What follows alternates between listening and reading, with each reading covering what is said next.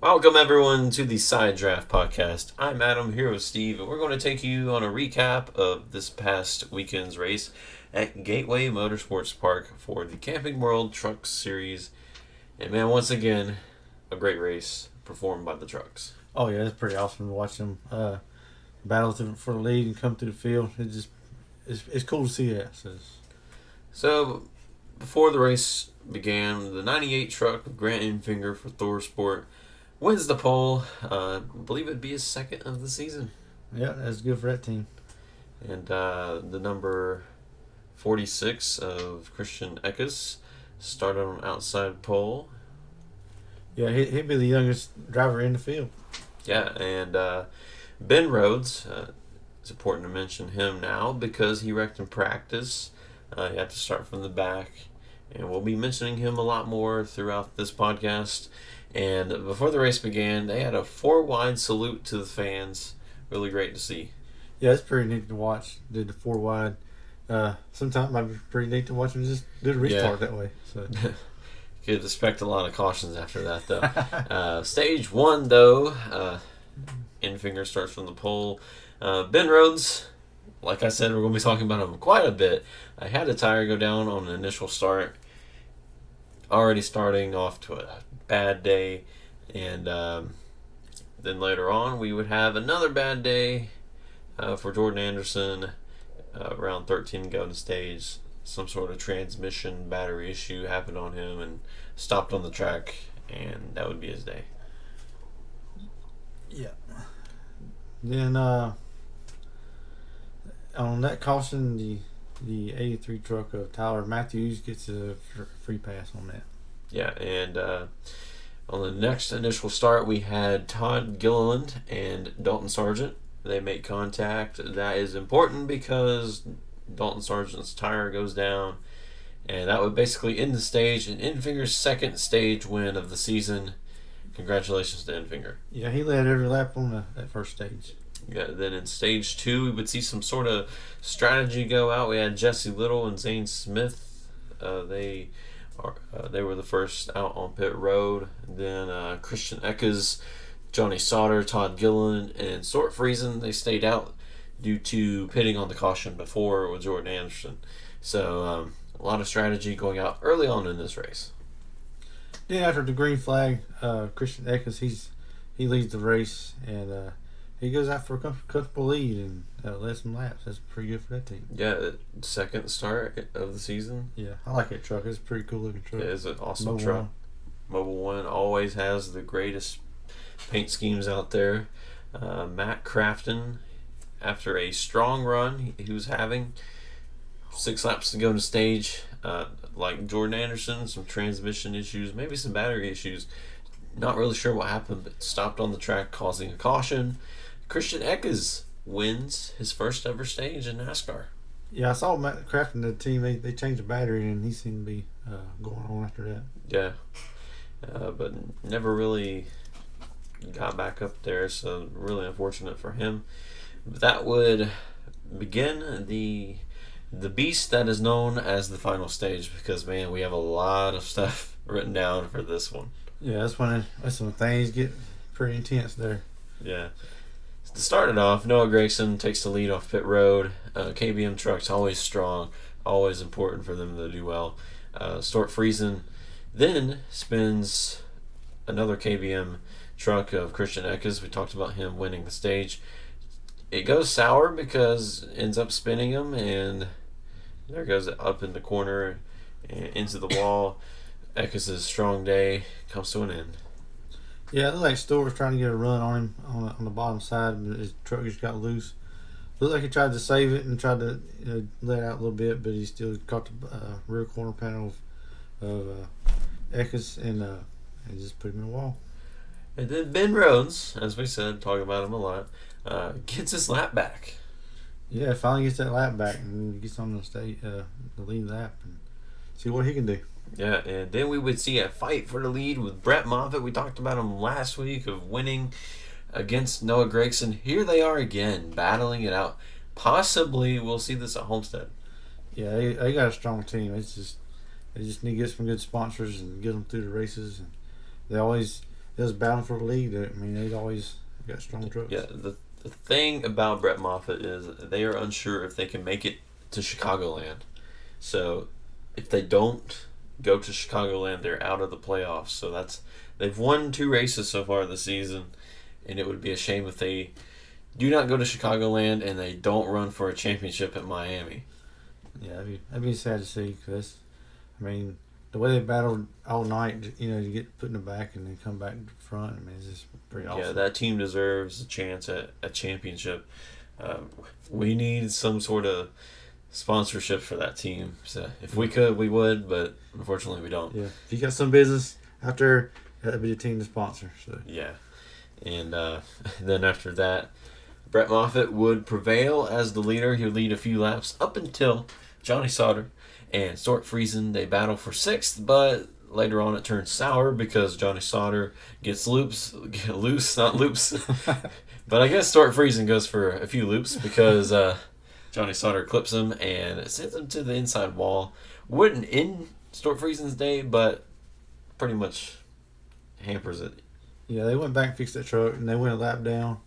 It's kind of been the story all night. It's been kind of hard to pass. You go on the inside, try to dive bomb, get a slide job, and it just ends up getting the truck real loose, and they slide up the track.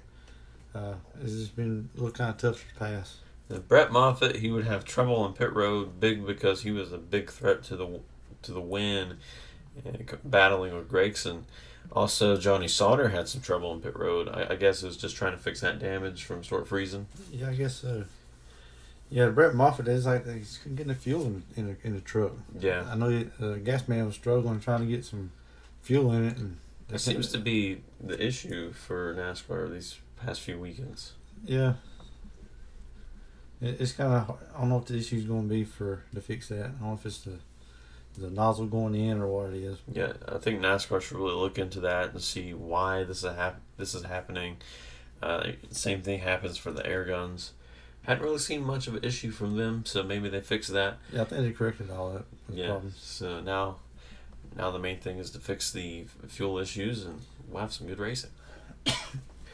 And Brett Moffitt would be starting 18th, Johnny Sauter 11th. Gregson wins the race off pit road once again, and Ben Rhodes fights his way back to 7th. So after a weird day from him, yeah, after a long day and trying to get that lap back, he finally gets up there in the top 10. That's good for that team. And Brett Moffitt once again showing his drive, his passion for racing, gets it back up to 10th after 5.5 laps. I know, that's pretty cool. He's just blazing through blazing through the field there. Just he never give up. I mean, that's why I say you need to get him sponsored. Yeah, and the number 8 of John Hunter Nemechek, he had some sort of oil issue, spraying oil on the track. That would cause the number 45 of Justin Fontaine to lock it up, spin it into the wall. Not the end of the caution, though, because we would have number 20 of Fogelman. He would just slam into him. I think it was Fogelman's first race in the trucks, too. Yeah, it was his first in the trucks. Yeah, he couldn't get the truck slowed down. He got in the oil, and Justin Fontaine was already against the wall, and Fogelman had nowhere to go. He just slammed into it. And I just want to say thanks to the safety of the trucks NASCAR has implemented in all these trucks, and especially with the Hans device. And he walked away immediately. He got a little hurt on it, but and not as bad as that would have been like 20 years ago. I know it'd been really bad then. Yeah. Then the number 2 of Austin Hill, he also hit the wall, but he manages to keep it on the track. Nothing really too bad for him. Yeah, I think he just scraped the ball. Just got a little loose. I don't know what's the deal with the Nemechek. I think he said he ran over something. It cut the oil line. Really unfortunate for him. He was going for the lead. And, yeah. I don't know if NASCAR didn't catch it in time and the third caution. Too bad for Justin Fontaine and Fogelman. I just hate that run their day. So the action would pause for a minute because then there would be a red flag while they cleaned everything. That's important because they put Speedy Dry all over the track, and that would make the Bottom become the preferred line, while the top had that speedy dry. It normally would be the preferred, but this time it wasn't. So Gregson started on the bottom. Yeah, he got away with a few of them. I guess he didn't want to go up in that speedy dry, get all on those tires, and get loose. And Brett Moffitt back up to 5th. Everyone claimed that he was not going to make it back up there, but he does. Back to 5th. Yeah, and then shortly after that, Ben Rose and Brett Moffitt, they bound for a position. Moffitt's on the bottom and Rose is on top, and I don't know, they just fight for the same space. And like I said, the top lane was full of speedy dry, so me and Rose was trying to dive down a little bit and got in front of Brett Moffitt, makes him spin. He backs it into the fence, and I believe they go back in and they repair that truck. And with that, Stuart Friesen gets his lap back under that caution. He was running an 18th, somewhere in there, throughout that run. Finally on the lead lap. Jesse Little then gets into the back of the 98 of Grant Enfinger. Haven't really said much about him lately, but his tire would go down. And no caution yet. Yeah, there's a lot of debris from that tire is just coming apart. And, he goes back in. He gets another tire and he comes right back out. And I guess he didn't get it all repaired correctly. And he blows another tire. Puts more debris on the track. Yeah, and Brett Moffitt still making a comeback. Drives to 8th with only 13 to go. Then finally, the caution comes out for all the debris that Grant Enfinger's tire put on the track. And then there would be a restart with 7 to go. Gregson chooses the inside. And then we have Justin Haley. Hadn't really said much about him, but there's Justin Haley out on the outside. Yeah, GMS truck boy, he's pretty strong all night. He's actually catching Gregson before the caution come out. Yeah. And Gregson had a bit of a tire issue. He had to go to the pit road the next caution. But Justin Haley does get the lead from him. And there would be a caution for, yet again, Ben Rhodes. Yeah, I'm not sure if the tire went down or something, but he just slowed down on the backstretch, and the safety truck had to push him into the pits. Yeah, so really unfortunate for Ben Rhodes. He fought all night. Sometimes stuff like that happens. Really unfortunate for him. But a win's coming for that team. Yeah, and Brett Moffitt, he ain't giving up yet. He's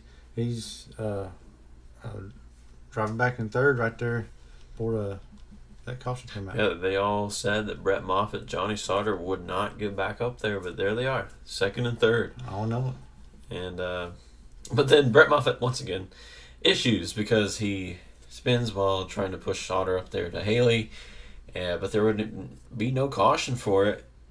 But he still manages to finish okay, not too bad, but unfortunate night for him. But then Justin Haley gets his first win at Gateway. Yeah, that's a good win for that team. He has his first career win in the NASCAR Truck Series. So we're probably going to see a lot more wins from that kid. Well, the Camping World Truck Series. I'm always touching back. Yeah.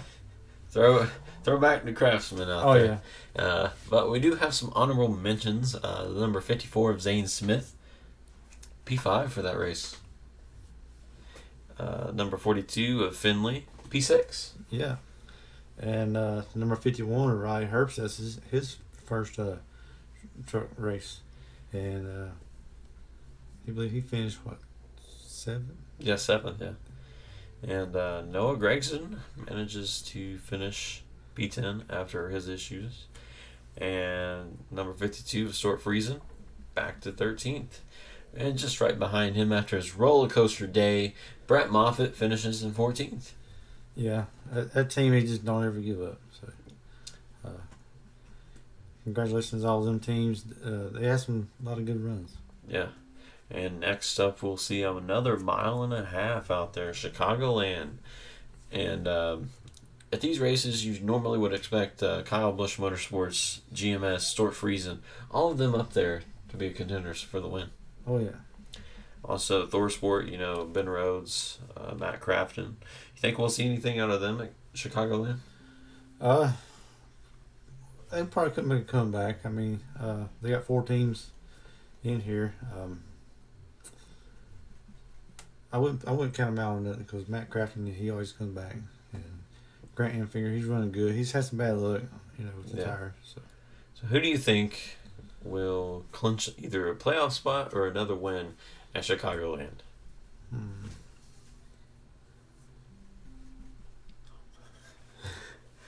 Yeah, it's a tough one. It's a tough one. There's a lot of good trucks up there.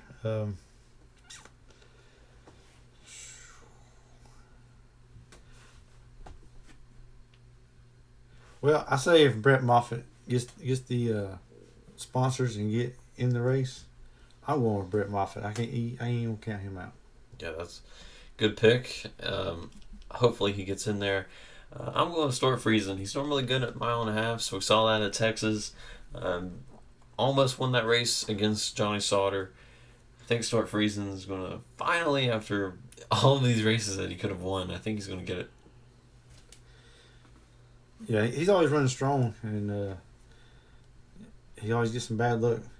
He's up front. He was up front every week. Yeah, that's a good pick. So join us next week as we talk about Chicagoland a little bit. We have 2 podcasts for that week. We have Truck Series race and also the Xfinity Series. Then if you want to check out our Cup Series review, go to the link down below to check out Incredicast. That's our Cup Series review. But that is it for this week, and we'll see you next week. Hope you enjoy the rest of your week.